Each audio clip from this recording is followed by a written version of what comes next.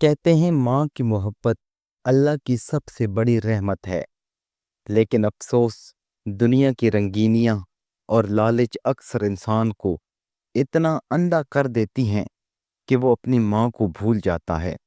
آج کی کہانی ایک ایسی ماں کی ہے جس نے اپنی پوری زندگی بیٹے کے لیے قربان کر دی، مگر جب اسے اپنی اولاد کی سب سے زیادہ ضرورت تھی تو وہی بیٹا اسے بھول گیا۔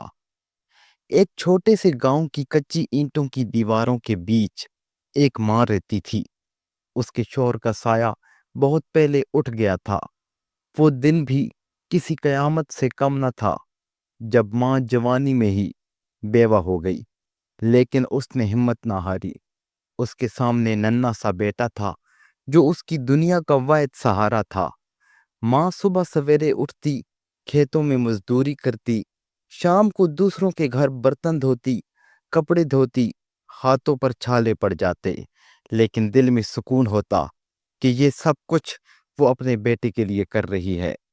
اکثر وہ سوتے ہوئے بیٹے کے چہرے کو دیکھ کر مسکراتی اور کہتی، بیٹا تو بڑا آدمی بنے گا، تو میری امیدوں کا چراغ ہے۔ بیٹا بھی معصومیت سے جواب دیتا، امی جب میں بڑا ہو جاؤں گا تو آپ کو بڑی گاڑی میں بٹھاؤں گا، ہم شہر میں رہیں گے، آپ کو کبھی تھکنے نہیں دوں گا۔ یہ الفاظ ماں کے لیے زندگی کی سب سے بڑی خوشی تھے۔ ماں نے پیٹ کاٹ کر بیٹے کو اسکول بھیجا۔ جب کھانے کو کچھ نہ ہوتا تو خود بھوکی رہتی، لیکن بیٹے کو کھلا دیتی۔ گاؤں کی عورتیں اکثر کہتی، بہن تو کیوں اتنی محنت کر رہی ہے؟ آخر کب تک اکیلے یہ سب کر پائے گی؟ وہ مسکرا کر جواب دیتی، میرا بیٹا بڑا ہو کر میری محنت کا صلہ دے گا، پھر میرا دکھ ختم ہو جائے گا۔ سال گزرتے گئے، بیٹا اسکول سے کالج پہنچا، ماں کی محنت رنگ لائی۔ وہ ہر کامیابی کے بعد ماں کے قدموں میں بیٹھتا اور کہتا، امی یہ سب آپ کی دعا ہے، ایک دن آپ کو سب سے خوش رکھوں گا۔ ماں کے دل میں امیدوں کے دیے جلتے رہے۔ پڑھائی مکمل ہوتے ہی بیٹا شہر چلا گیا۔ جاتے وقت ماں سے کہا، امی دعا کریں میں شہر میں اچھی نوکری کروں گا، پھر آپ کو اپنے پاس لے آؤں گا۔ ماں کی آنکھوں میں آنسو تھے، لیکن دل مطمئن تھا۔ وہ روز گاؤں کے دروازے پر بیٹھی رہتی، لوگوں سے کہتی، میرا بیٹا جلد ہی آئے گا، وہ وعدہ کر کے گیا ہے کہ مجھے بڑی گاڑی میں بٹھا کر شہر لے جائے گا۔ لیکن شہر کی رنگینیاں بیٹے کو ماں سے دور کرتی گئیں۔ نئی محفلیں، دوستیاں اور اپنی دنیا نے اسے ماں کی قربانی بھلا دی۔ ماں کے خط بے جواب رہتے، فون کبھی کبھار آتا اور بات بھی مختصر، امی میں مصروف ہوں، بعد میں بات کروں گا۔ ماں ہر کال کے بعد مسکرا دیتی اور دوسروں سے کہتی، میرا بیٹا بہت مصروف ہے، بڑا آدمی جو بننے والا ہے۔ وقت گزرتا رہا، اماں کی کمر جھک گئی، چہرے پر جھریاں بڑھ گئیں، لیکن آنکھوں میں امید باقی رہی۔ روز شام کو گاؤں کے کونے میں بیٹھ کر وہ گزرنے والی گاڑیوں کو دیکھتی۔ جب بھی کوئی گاڑی آتی وہ کھڑی ہو جاتی۔ دل کہتا شاید یہ میرا بیٹا ہوگا، لیکن ہر بار مایوسی ملتی۔ گاؤں کے بچے اکثر پوچھتے، اماں جی آپ روز یہاں کیوں بیٹھی رہتی ہیں؟ اماں مسکرا کر کہتی، میرا بیٹا وعدہ کر کے گیا ہے، وہ مجھے لینے ضرور آئے گا۔ گاؤں والے سر ہلا کر افسوس سے گزر جاتے۔ سالوں کا انتظار ماں کو توڑنے لگا۔ ایک دن وہ سخت بیمار پڑ گئیں۔